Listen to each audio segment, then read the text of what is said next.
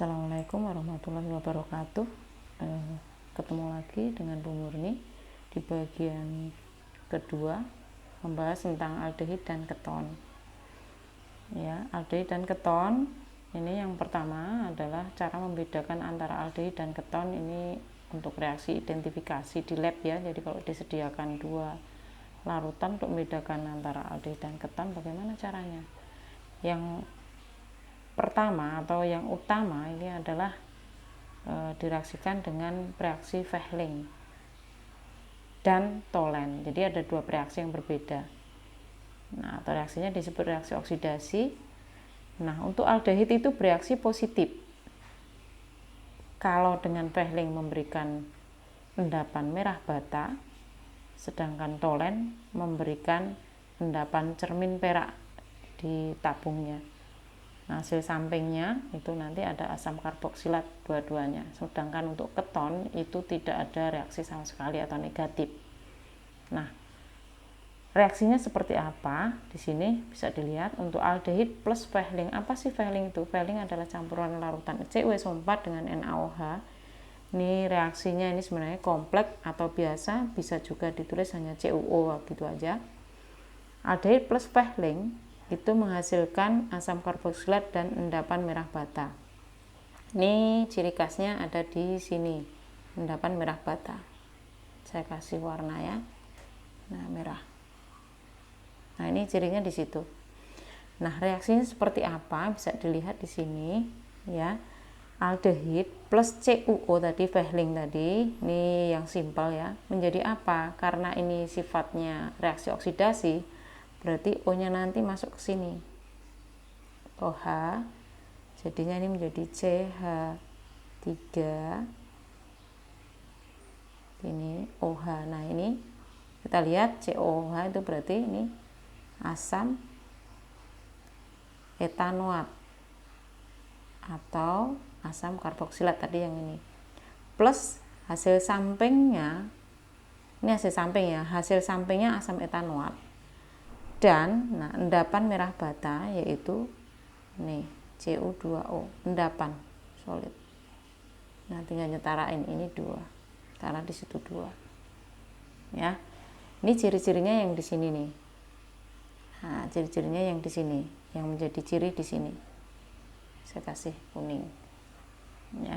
Kemudian untuk keton itu berarti dengan Fehling, nah begini, tidak bereaksi sama sekali, tidak ada tanda apapun. Kemudian untuk Tholen, apa itu Tholen? Tholen itu adalah reaksi campuran antara AgNO3 plus NH2, jadi suasananya basah. Ini juga reaksinya kompleks, maka biasanya hanya menuliskan Ag2O begitu aja, itu Tholen. Nah, reaksinya seperti apa? Nah, ini sama karena reaksi oksidasi. Kalau oksidasi O-nya masuk sini, jadilah CH3 CO OH, ini sama, ini asam etanoat atau asam asetat plus nah Ag solid perak, jadi nanti ada di tabung itu di pinggir-pinggirnya itu solid. Ini kasih 2. Ini yang menjadi ciri khasnya di sini yang membedakan. Jadi kalau aldehid Fehling merah bata, Tholen berarti perak. Sementara keton tidak bereaksi. Itu identifikasinya. Kemudian sifatnya, untuk sifat aldehid, nah bersifat polar, ini bisa dilihat nomor 1, bersifat polar dan larut dalam air. Ya, polar pasti larut dalam air, karena air juga bersifat polar. Senyawa dengan suku C1 sampai C5 berarti ini metanal sampai pentanal, itu larut dalam air. Tapi lebih dari itu, lebih dari C5 itu sukar larut. Kenapa bisa begitu? Karena semakin panjang C-nya ya. Sebenarnya gugusnya, yang gugus alkilnya ini, misalkan Ibu punya begini. Nah, yang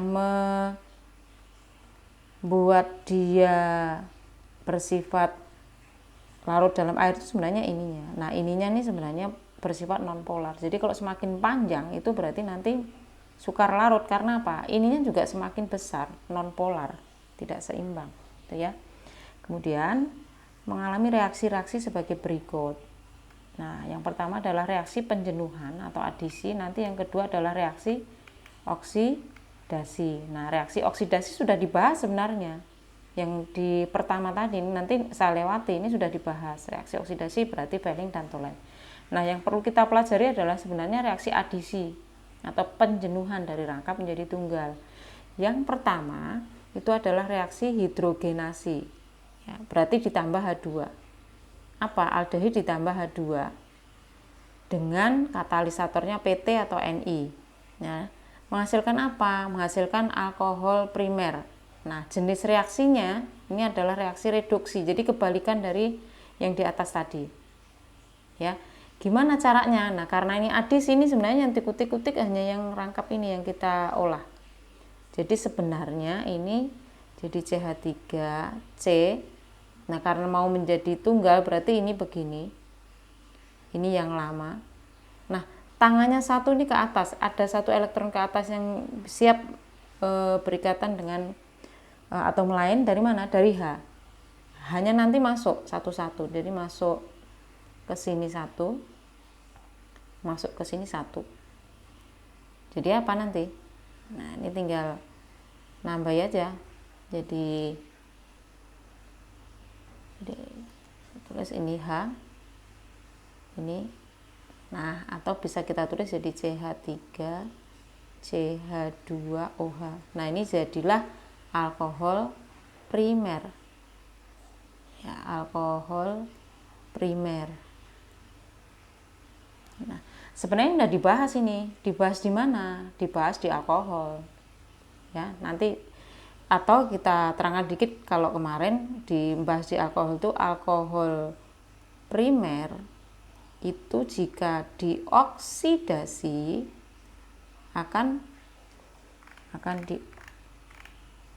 jika dioksidasi itu akan menghasilkan aldehid. Hanya ingatkan kembali, dioksidasi lebih lanjut kalau berlebih dia akan menghasilkan asam karboksilat. Jadi sebaliknya, sekarang kalau dibalik dari aldehid menjadi alkohol primer itu berarti reaksinya reaksi reduksi ke arah sebaliknya. Makanya ini reaksinya reaksi jenis reduksi. Ini sudah dibahas di depan. Kemudian berikutnya ya, aldehid bereaksi dengan HCN menghasilkan cyanohidral. Ini plus HCN menghasilkan. Nah, ini kayak tadi, ini bukanya. Prinsipnya ini harus tahu dulu. Ini CH3C. Nah, ini yang titik yang ini O. Ini masih tetap yang lama. Nah, ini yang baru. Yang baru. Nah, ini yang baru. Masuk satu-satu. Hanya masuk mana? Hanya cenderung ke O. Nah, CN-nya masuk ke sini. Atau berarti ini tadi masuk ke sini. CN-nya masuk ke sana. Jadinya ini CN, ini H. Atau bisa kita tulis jadi CH3C. Gitu ya. Nah, ini yang disebut cyanohidral. Ada cyano.